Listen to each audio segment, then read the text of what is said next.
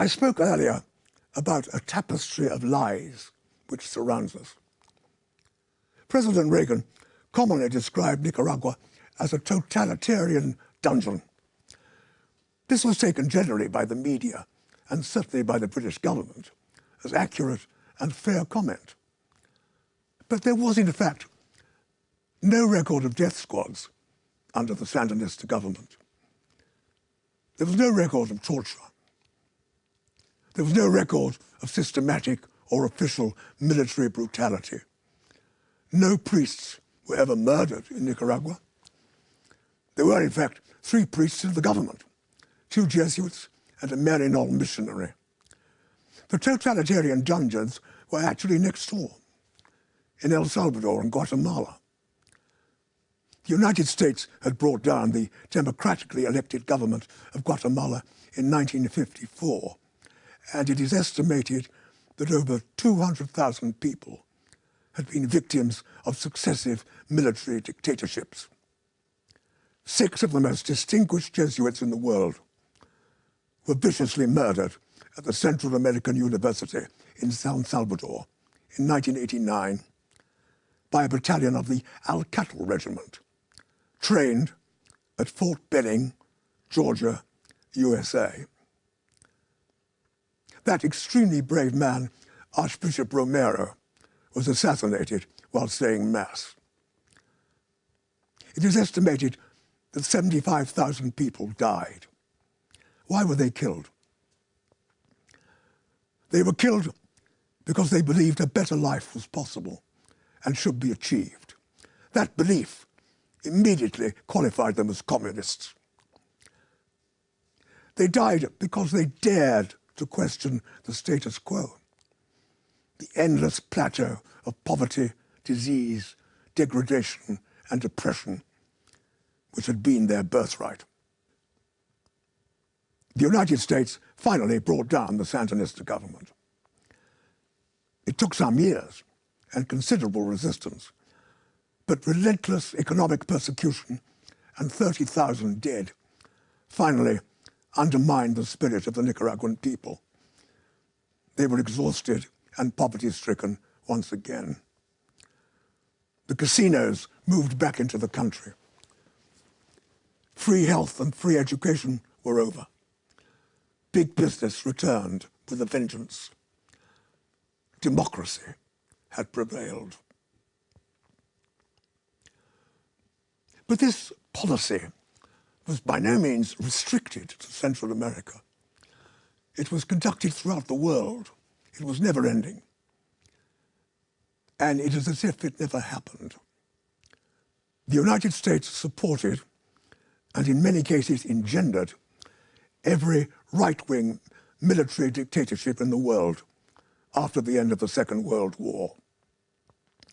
I refer to Indonesia, Greece, Uruguay, Brazil, Paraguay, Haiti, Turkey, the Philippines, Guatemala, El Salvador, and of course, Chile. The horror the United States inflicted upon Chile in 1973 can never be purged and can never be forgiven. Hundreds of thousands of deaths took place throughout these countries. Did they take place? And are they, in all cases, attributable to US foreign policy? The answer is yes. They did take place. And they are attributable to American foreign policy. But you wouldn't know it. It never happened. Nothing ever happened. Even while it was happening, it wasn't happening. It didn't matter. It was of no interest.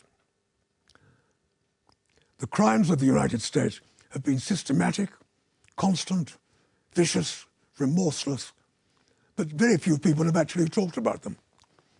You have to hand it to America. It has exercised a quite clinical manipulation of power worldwide, while masquerading as a force for universal good. It's a brilliant, even witty, highly successful act of hypnosis. I put to you that the United States is without doubt the greatest show on the road. Brutal, indifferent, scornful, and ruthless it may be, but it's also very clever. As a salesman, it is out on its own, and its most saleable commodity is self-love. It's a winner. Listen to all American presidents on television say the words, "the American people." As in the sentence, "I say to the American people, it is time to pray and to defend the rights of the American people. And I ask the American people to trust their president in the action he is about to take on behalf of the American people."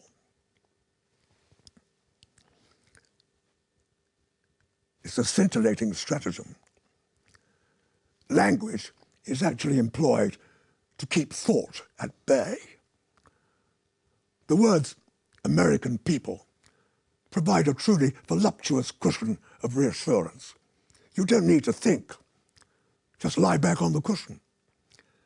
The cushion may be suffocating your intelligence and your critical faculties, but it's very comfortable. This does not apply, of course, to the 40 million people living below the poverty line and the 2 million men and women imprisoned in the vast gulag of prisons which extends across the United States. The United States no longer bothers about low-intensity conflict. It no longer sees any point in being reticent or even devious. It puts its cards on the table without fear or favor. It quite simply doesn't give a damn about the United Nations, international law, or critical dissent, which it regards as impotent and irrelevant. It also has its own bleating little lamb tagging behind it on a lead, the pathetic and supine Great Britain. What has happened to our moral sensibility?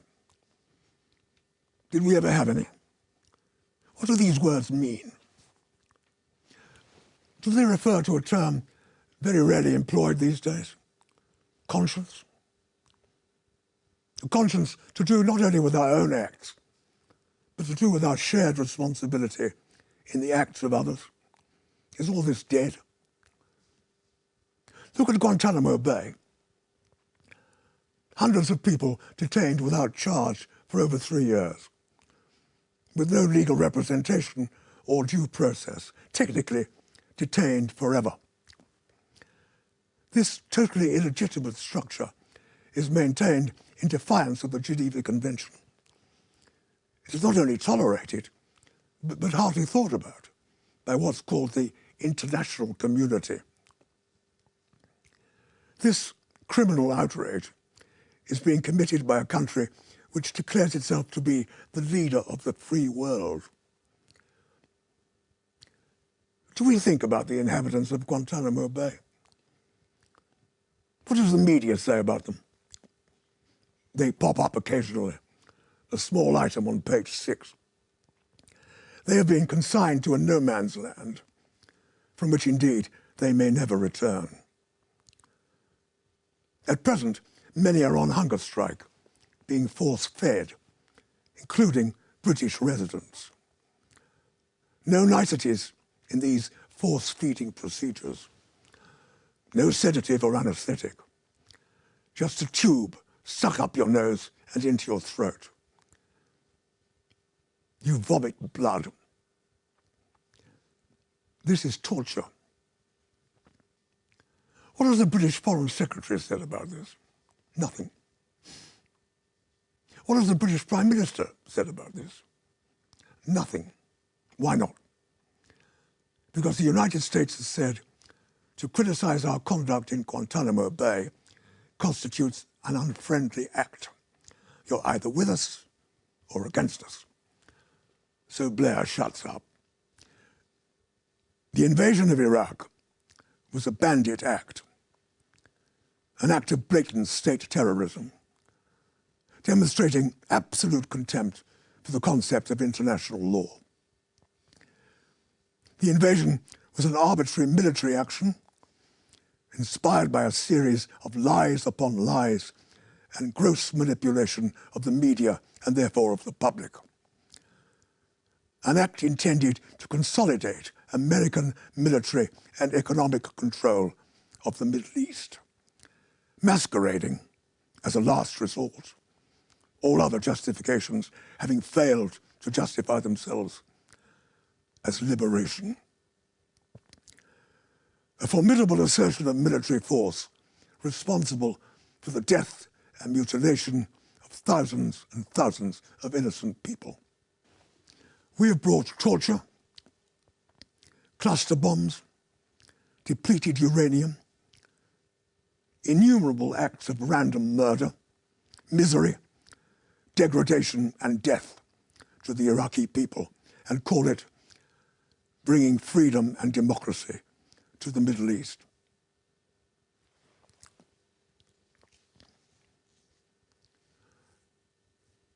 How many people do you have to kill before you qualify to be described as a mass murderer and a war criminal? 100,000. More than enough, I would have thought. Therefore, it is just that Bush and Blair be arraigned before the International Criminal Court of Justice. But Bush has been clever.